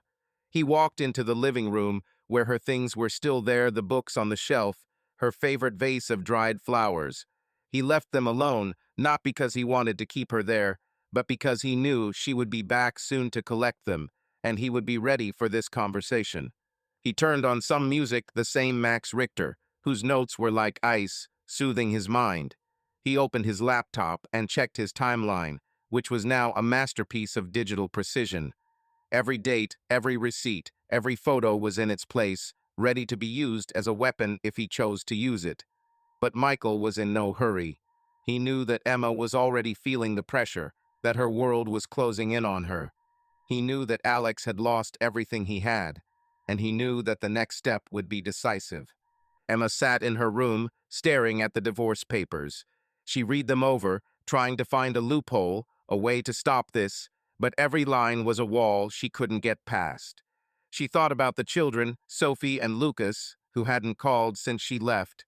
She knew Michael had probably told them his version of the truth, and the thought cut her like a knife.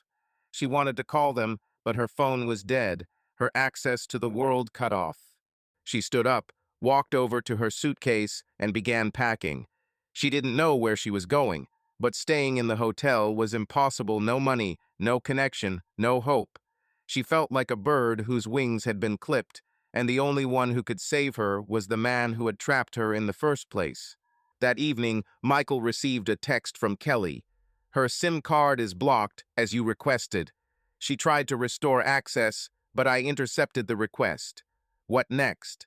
Michael responded briefly, "Keep watching. I'll tell you when to stop." He closed his laptop and looked at the photo on the table, a family photo from last year's Christmas.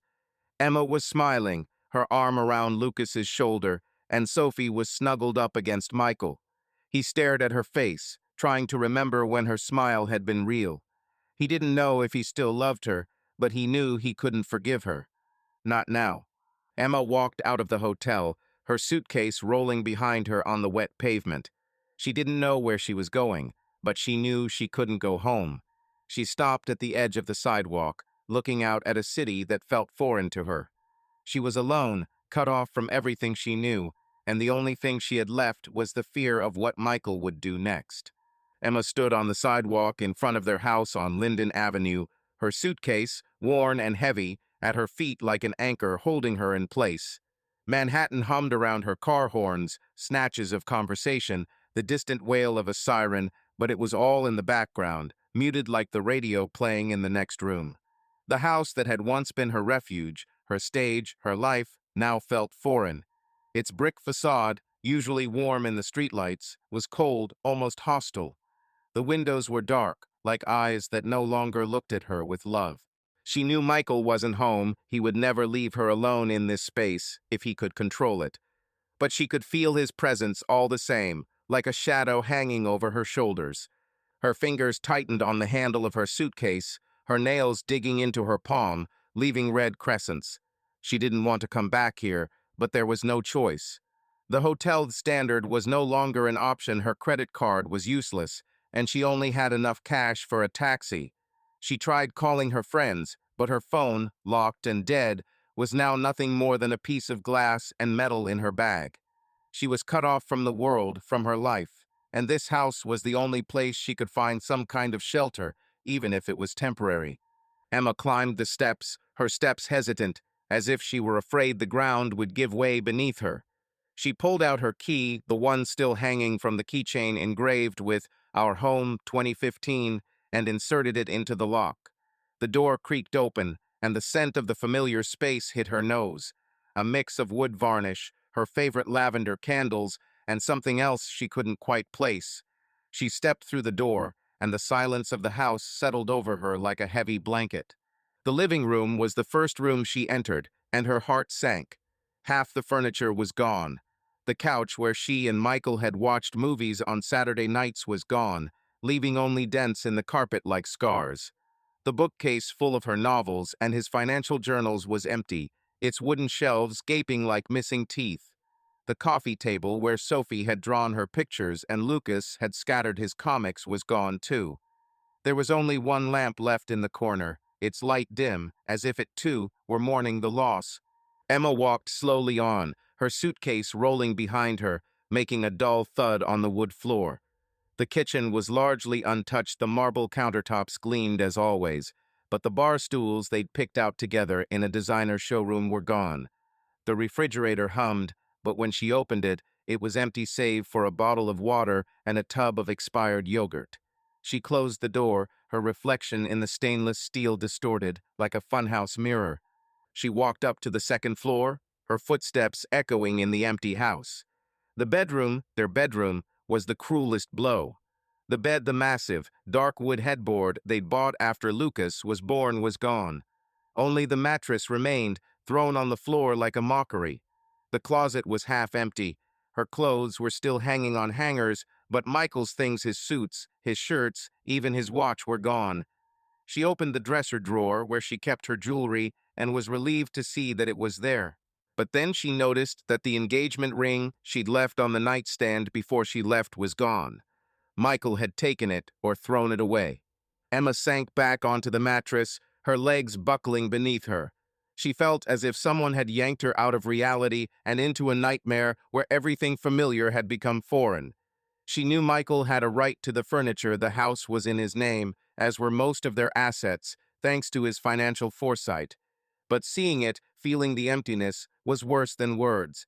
He hadn't just erased her from his life, he had cut her out like a surgeon, leaving only the stitches. She walked back into the living room, her gaze falling on the TV, a huge one, covering the entire wall, one of the few things Michael had left behind. She hadn't meant to turn it on, but the remote lay on the floor, as if inviting her.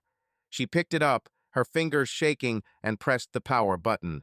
The screen came to life, and instead of the usual streaming service menu, a video appeared, starting to play automatically. Michael watched her from the screen. He was sitting in his office, his dark suit impeccable, the city behind him bathed in the evening lights. His face was calm, but there was a steel in his eyes that made Emma freeze. He began to speak, his voice low, almost soft, but each word was like a blow. "Emma," he said, his lips curling slightly, but it wasn't a smile. "If you're watching this, it means you've come home, or what's left of it. I loved you. 10 years, 2 kids, the house we built together. I thought that meant something. But you chose differently. You loved your freedom. You wanted it more than you wanted me, more than our family. And now you have total freedom and total accountability." He paused, his gaze seeming to pierce through the screen, straight into her soul. Emma felt her throat tighten, but she couldn't look away. "You thought you could walk away, start a new life, like I wouldn't notice," he continued. "But I noticed everything. Every move you made, every lie, every night you came home with his scent on your skin. I gave you a chance to walk away with dignity, but you chose a different path. Now you're reaping the consequences. Accounts are split, your cards are blocked, your phone is disconnected. You wanted freedom, and here it is. But freedom comes with a price, and I'm going to make sure you pay it." The video ended, the screen went black, and Emma was left in a silence that was louder than any scream. She dropped the remote, her hands shaking, and the tears she had been holding back for so long finally came. She wasn't crying out of pain or regret, she was crying out of fear. Michael wasn't just punishing her, he was destroying her, piece by piece, with a cold, methodical cruelty that was worse than any anger. She remembered his words in the restaurant, his calm, his gaze as empty as a lake on a windless night. She thought he would give in, that his love for her, or at least for their children, would stop him. But now she knew she was wrong. Michael doesn't give in. He plays to the end. Emma sat on the floor, leaning against the wall, her eyes red and her face wet with tears. She tried to focus, to find a way out, but her mind was a maze, where every turn led to a dead end. She knew that without money, without connections, without a lawyer, she couldn't stand up to Michael. His lawyers were already circling like sharks, ready to tear her apart. The divorce papers she'd received yesterday were just the beginning. They were asking for full custody of the children, citing her erratic behavior and moral incompetence. Michael didn't just want a divorce, he wanted to erase her from their lives, as if she'd never existed. She thought of Sophie and Lucas, their faces, their voices. She hadn't seen them since she left, and the thought was like a knife in her heart. She knew Michael had probably told them something, not the whole truth, but enough to make them doubt her. Lucas, with his stubborn nature, might have closed himself off, and Sophie, so sensitive, probably cried at night, wondering why her mother had disappeared. Emma wanted to call them, but her phone was useless, and the home landline she'd found in the study was disconnected. She stood, her legs weak, and walked into Michael's office. His desk was bare, all his papers, his laptop, even his pens gone. But she noticed a folder sitting on a shelf labeled Personal. She opened it, hoping to find something: bank statements, contacts, anything that might give her leverage. But there was only one sheet of paper inside, a copy of their prenuptial agreement, signed 10 years ago. Michael had underlined the property division clause in red marker. In the event of proven breach of marital obligations by one party, the other party shall have the right to preferential distribution of assets. She knew what that meant. Michael had collected evidence, photos, correspondence, receipts, and now he was using it to leave her with nothing. Emma felt panic rising, like a wave that was about to drown her. She knew that she would face not only financial ruin, but public shame. Michael was a powerful man, with connections in the financial and legal worlds. If he decided to go public with her affair with Alex, her reputation as a professional, as a mother, as a woman would be destroyed. She imagined the headlines in the local tabloids, the whispers at school assemblies, the looks from her neighbors who would look at her as if she were a fallen woman. She knew that Manhattan was not forgiving of such mistakes, especially for a woman. She walked back into the living room, her gaze falling on the TV again, the black screen like a mirror, reflecting her own fear. She thought about Alex, about his last message, about his panic. She wanted to contact him, but she knew it was useless. Her phone was dead, and his number was probably blocked. She didn't know where he was, what he was doing, but she felt like he was drowning in this nightmare she had unwittingly created. Alex sat in his Brooklyn apartment, surrounded by the boxes he'd started packing after being fired. His life, so carefully constructed, his career, his reputation, his ambitions had crumbled in a matter of days. He was still trying to process how it had happened, how his world of opportunity had been reduced to rubble. He knew Michael was behind it, knew his anonymous emails to HR, his connections, his cold determination were the cause. But he couldn't prove it, and the helplessness was driving him crazy. He dialed Emma's number over and over again, but each time he got nothing but voicemail. He tried Signal, WhatsApp, even Instagram, but his messages weren't getting through. He checked his phone and found that his number was blocked on several services, including his corporate network Vantage Capital. He knew it was no accident. Michael, or someone he hired, had cut him off from Emma like a surgeon removing a tumor. Alex opened his laptop and began searching for information about Michael. He had done this before, but now his search was desperate, almost manic. He found old articles about his dealings, mentions in financial journals, photos from corporate events where Michael stood with a drink in his hand, his smile as cold as ice. He came across a profile of Kelly Winters, a former FBI agent who was rumored to have worked for Michael in the past. Alex didn't know how to contact him, but he felt that Kelly was the key to unlocking how Michael had been able to ruin their lives so quickly and so effectively. He wrote a letter to an anonymous address he found on the dark web, hoping it would reach Kelly. "I know you're working for Reynolds. Name a price to stop this." He sent it, but there was no response, and he knew there probably wouldn't be. Kelly was a professional, and professionals don't change sides for a desperate man who's lost everything. Michael spent the day in his office, his schedule filled with meetings, but his mind was elsewhere. He knew Emma was home. Kelly had told him her Tesla had pulled up outside the house on Linden Avenue at 10, and he knew she'd found the video. He knew she'd seen the empty living room. He knew she felt trapped, and he knew this was just the beginning. He opened his laptop and checked the timeline, which was now a masterpiece of digital revenge. Every date, every message, every photo was in its place, ready to be used as a weapon if he chose to use it. But Michael was in no hurry. He wanted Emma to feel every second of this pressure, to understand that her actions had consequences. He didn't want to destroy her, at least, not entirely. He wanted her to pay the price, to understand that the freedom she sought was an illusion.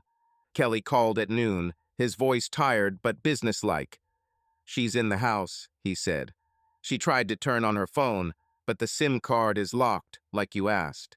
She also tried to access her bank account, but access is restricted. What now?" "Watch," Michael replied. "I'll tell you when to stop." He hung up and looked at the photograph on the table, a family photo from Christmas. He looked at Emma's face, the smile that had once meant everything to him. He didn't know if he still loved her, but he knew he couldn't forgive her. He closed his laptop and walked out of the office, his steps deliberate, as if he were going to a war he had already won. Emma spent the day in the house, trying to find a way out. She searched every room, hoping to find something, documents, money, anything that might give her a chance. But Michael was too thorough. He took everything that could help her, leaving only her clothes and a few personal belongings as a mockery of her helplessness. By evening, she was sitting on the mattress in her bedroom, her eyes dry but her face pale, as if life had been sucked out of her. She knew she had to fight, but she didn't know where to start. Without money, without a connection, without a lawyer, she was like a bird with clipped wings.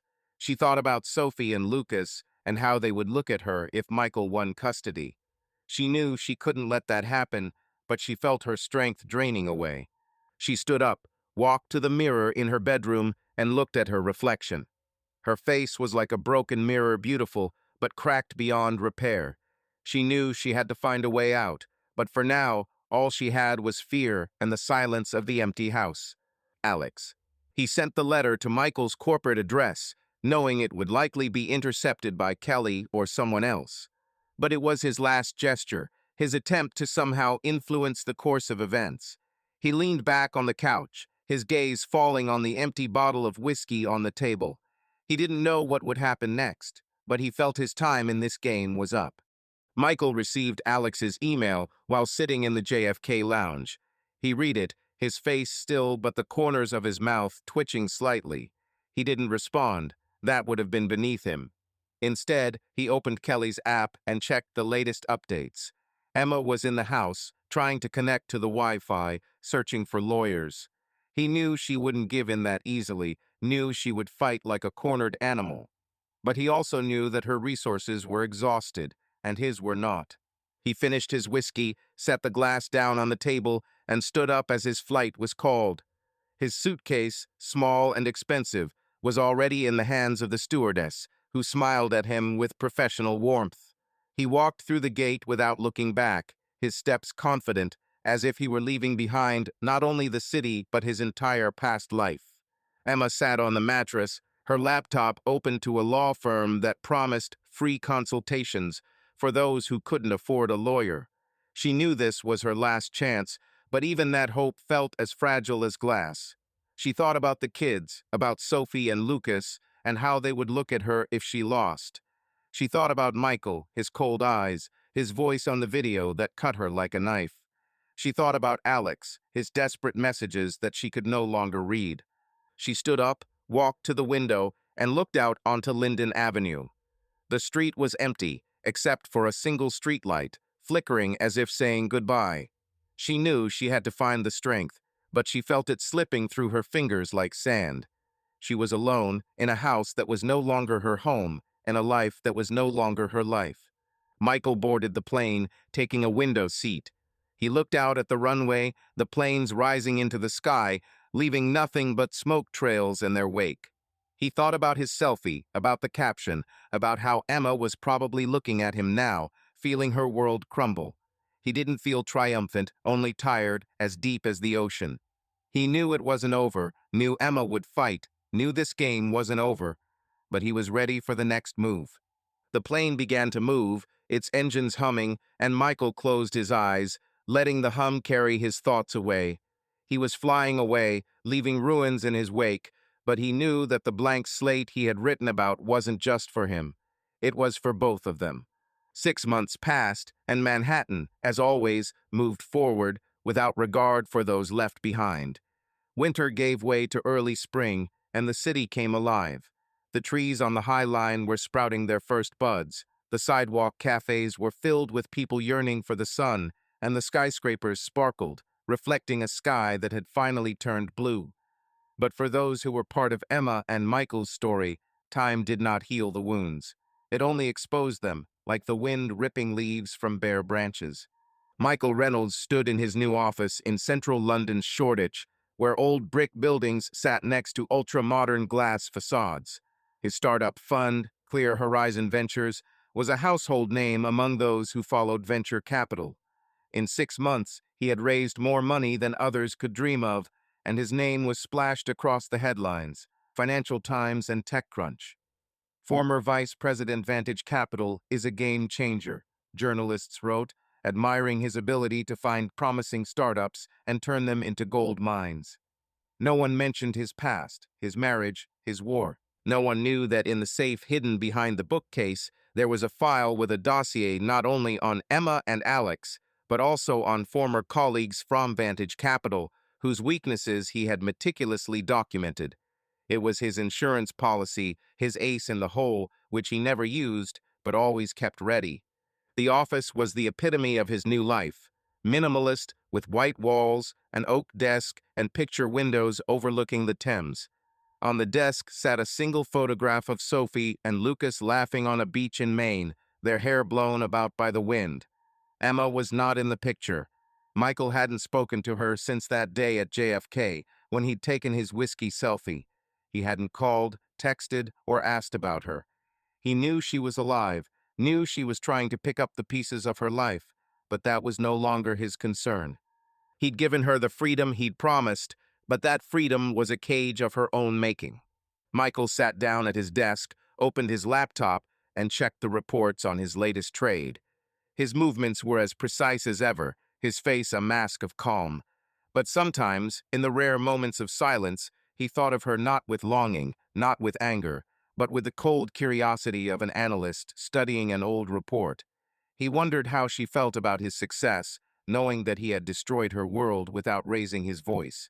He felt no joy in it, only satisfaction, like a job well done. He had won, but the victory was bitter, like coffee left on the table too long. Emma sat in her rented apartment in Brooklyn, a small one-room box with worn hardwood floors and windows that looked out onto the brick wall of the building next door. The place was modest but clean, furnished with thrift store furniture and a few things she'd salvaged from their house on Linden Avenue. She worked as a freelancer, taking on small marketing projects that barely covered the rent and bills. Her reputation in professional circles was tarnished by rumors of her affair with Alex, and her role in his dismissal from Vantage Capital spread faster than she could have expected. Clients who had once fought for her services now responded with polite refusals or simply did not return her calls. She was sitting on the couch, holding a tablet in her hands, where an article was open in Forbes about Michael's new foundation. His picture took up half the screen, standing in his London office, his dark suit immaculate, the Thames sparkling behind him. The headline read, "Michael Reynolds, From Corporate Elite to Venture Revolution." Emma read the article twice, her fingers gripping the tablet so tightly her knuckles turned white. She searched the text for any hint of their past, their marriage, the pain he had caused her, but there was nothing. Only his success, his triumph, his new life. She put the tablet down and looked at the photograph on the shelf, the only one she had taken from home. It was a picture of Sophie and Lucas taken in the park last summer. Their faces were full of joy, their eyes shining, as if the world were a safe place. Emma saw them once a month, under the terms of the divorce agreement Michael had forced on her through his lawyers. She had fought for more custody, but with no money, no connections, no reputation, her chances were slim. Michael had presented the court with a dossier, photos, correspondence, receipts that proved her moral bankruptcy. The judge, an older woman with stern eyes, had no hesitation in awarding Michael full custody, leaving Emma with only the occasional visit. Emma felt the tears stinging her eyes, but she kept them from falling. She had learned not to cry. Tears didn't change anything. She thought of Michael, his cold eyes, his voice in the video she'd watched in the empty house. She thought of Alex, whom she hadn't seen since his life had collapsed along with hers. She'd heard that he'd left town, perhaps to California, where he was trying to start over, but she didn't know if that was true. Her own phone was still under control. She'd bought a new one, but messages from the old numbers were rare, as if she'd been erased from the world she'd once known. She stood up, walked to the window, and looked out at Brooklyn. The street below was busy, full of people going about their business, oblivious to her. She felt like a ghost, a shadow of the woman who had once been a wife, a mother, a professional.